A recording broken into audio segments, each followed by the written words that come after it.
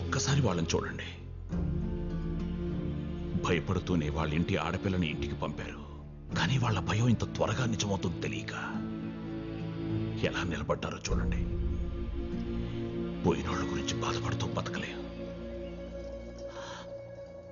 అమ్మా నాన్నని పోగొట్టుకున్న వాడి కోసమైనా మీరివన్నీ ఆపాలి.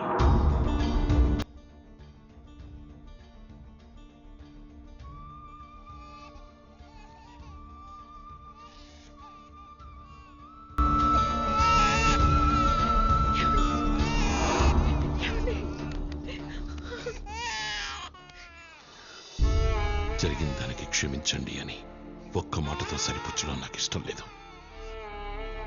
నన్ను నేను శిక్షించుకోవడం కోసం ఈ బిడ్డని మీకు ఇచ్చేస్తున్నాను. జీవితాంతం వీడు మీ దగ్గరే పెరుగుతాడు. ఎందుకంటే ఇప్పుడు జరిగిన నష్టం వల్ల మేము చేసే పనులు ఒక్కటి కూడా ఆపం, ఇంకా పెరగచ్చు కూడా.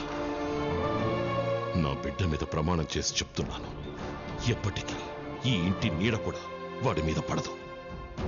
అమ్మ తరపు కుటుంబం తప్ప నాన్న తరపు కుటుంబం ఒకటి ఉందని కూడా వాడికి చెప్పకుండా పెంచుకోండి.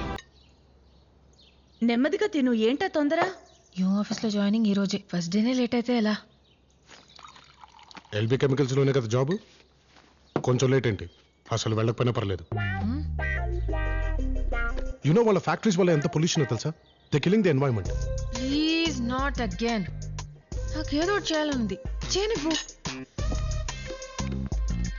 వెళ్ళొస్తానమ్మా, బాయ్.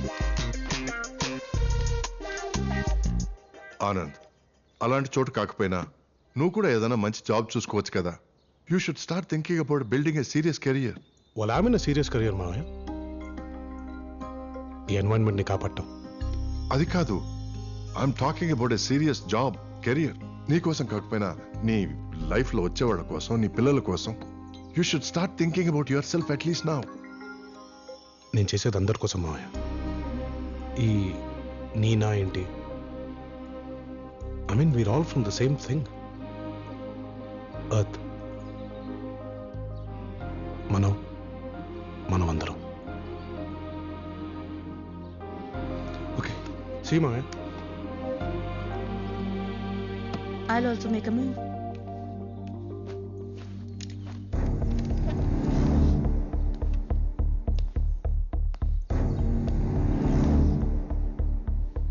వాడిప్పుడు మాట్లాడిన మాటలు నీకెవరిలాగా అనిపించలేదా? వాడు ఎప్పుడు అంతే కదరా. నాకెందుకో వాళ్ళలాగే అనిపించింది. ఎవరిలాగా? జనతా గరాజ్ వాళ్ళలాగా.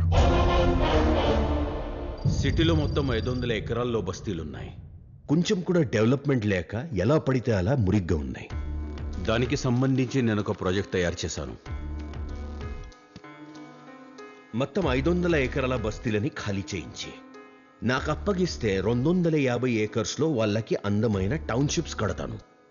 ఇళ్ళు, రోడ్స్, పార్క్స్ ఎక్సెట్రా. మిగతా 250 ఎకరాలు కమర్షియల్ స్పేస్ లాగా డెవలప్ చేస్తాను. That's my share. బస్తీ వాళ్ళ కోసం కట్టే 250 ఏకర్స్ మొత్తం నా ఖర్చే.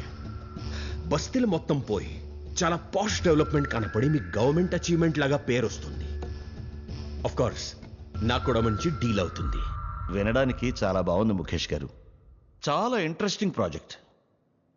కానీ ప్రతిపక్షాల గురించి మీకు తెలుసుగా, మంచి చేసినా అందులో ఏదో లొసుగుందని గోలగోల చేస్తారు. త్వరలో ఆల్ పార్టీ మీటింగ్ పెట్టి అందరి అభిప్రాయం తెలుసుకుంటాను. మంచి పని కాబట్టి ఎవరు ఇబ్బంది చెప్పరని నా నమ్మకం.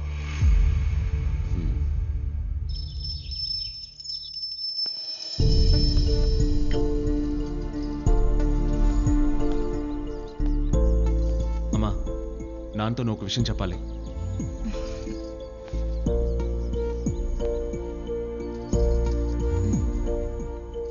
నువ్వేమైనా చిన్నపిల్లాడివా ఇంకా నేను చెప్పడానికి? అదేదో నువ్వే అడగొచ్చుగా మీ నాన్నని.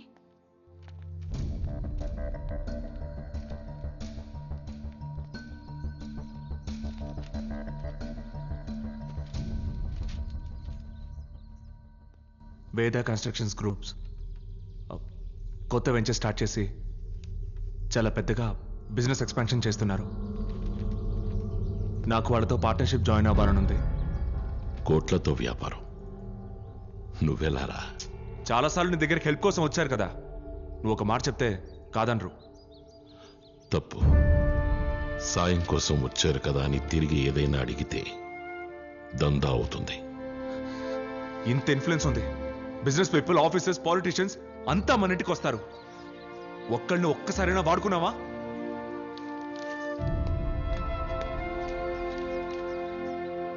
ఓకే, వాడుకోవడం మీకు ఇష్టం లేదు.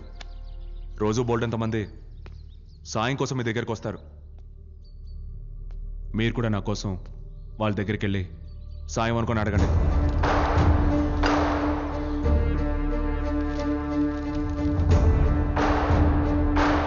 నా కొడుకు బాగా చదువుకుని ఫస్ట్ ర్యాంక్లో పాస్ అయ్యాడు.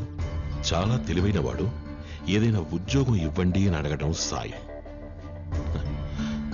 నా కొడుకు కోట్లలో మునిగి తేలాలి, మీ వ్యాపారంలో వాడికి కూడా వాటా ఇవ్వండి అని అడగటం ఏమంటారో నాకు కూడా తెలియదు.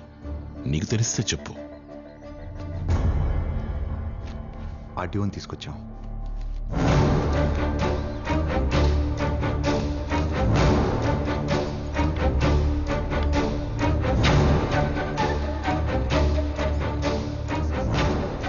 నమస్తే.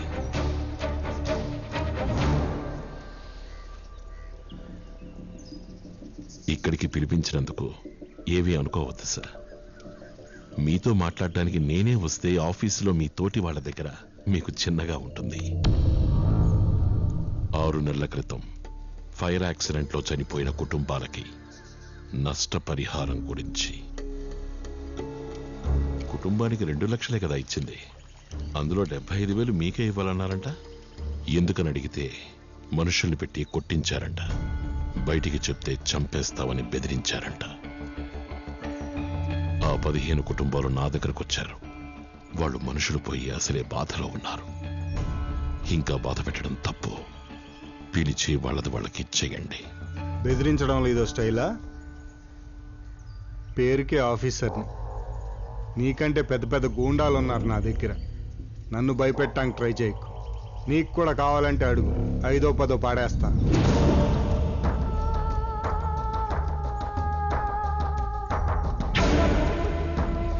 పిల్లల లోపల తీసుకెళ్ళండి.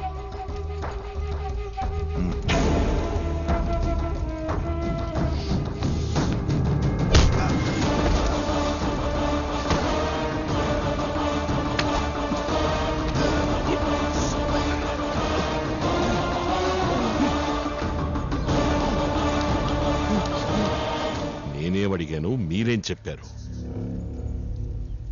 ఆ 15 కుటుంబాలు ఇప్పుడు మీ ఆఫీసులోనే ఉన్నాయి. ఆఫీస్కి వెళ్ళి మీరు 1 గంటలో వాళ్ళ చెక్కులు వాళ్ళకిచ్చేయాలి. లేకపోతే గచ్చిబౌలిలో కొత్తగా కడుతున్న ఇల్లు పూర్తిగా వచ్చిందిగా, రాత్రికి రాత్రి నేలమట్టమవుతుంది. 10 లక్షల కోసం ముచ్చటపడి కట్టుకుంటున్న 5 కోట్ల ఇంటిని పోగొట్టుకోవని నాకు తెలుసు. కానీ పని గంటలో అయిపోవాలి.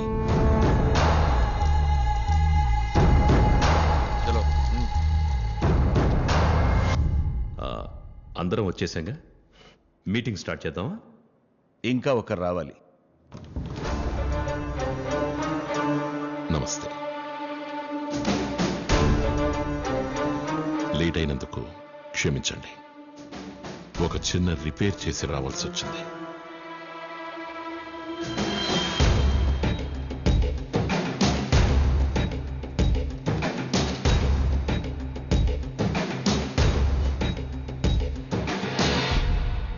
ముఖేష్ గారు ప్రపోజ్ చేసిన ప్రాజెక్ట్ గురించి అందరికీ తెలుసు కదా. దాని గురించి మీ అభిప్రాయాలు ఓపెన్గా చెప్పండి. ముఖేష్ గారు అందరికీ కావలసిన వారు. ఆయన ఏం చేసినా బిజినెస్తో పాటు 10 మందికి మంచి జరుగుతుంది.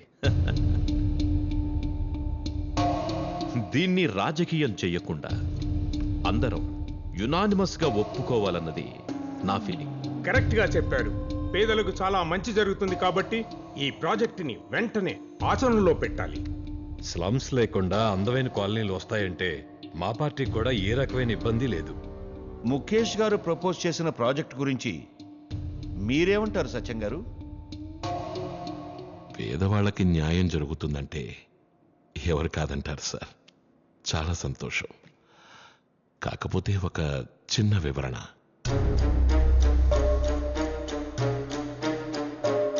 బస్తీ మొత్తం ఖాళీ చేసి ఆయనకి అప్పచెప్పిన తర్వాత ముందుగా వాళ్ళ ఇళ్ళు కడతారా, లేక తన 250 ఎకరాలు డెవలప్ చేసుకుంటారా? అంత పెద్ద ప్రాజెక్ట్ కట్టాలంటే నాకు క్యాపిటల్ కావాలి కదా. ముందు నా 250 ఏకర్స్ డెవలప్ చేస్తే ఫైనాన్షియల్గా ఈజీ అవుతుంది. అది మాకు కుదరదు.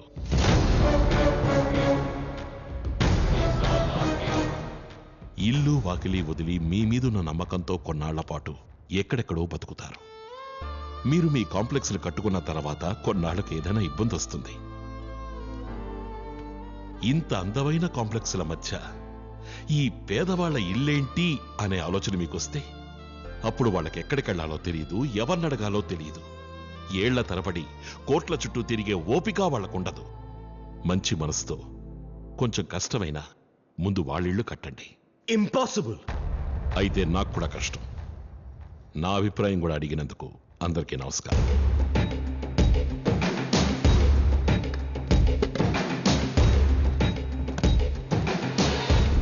దీన్ని ఇంతటితో ఆపితే బెటర్. ఇంతమందికి ప్రాబ్లం లేదు. ఆఫ్టర్ ఆల్ ఒక మెకానిక్ నో అంటే ప్రాజెక్ట్ ఆపుతారా? మనమందరం ఓకే అనుకుని ముందుకెళ్ళినా చివరికి జనం న్యాయం చేయమని తన దగ్గరికే వెళ్తారు. అప్పుడు గొడవ ఆపడం కంటే ఇప్పుడు ఆపడమే మంచిది.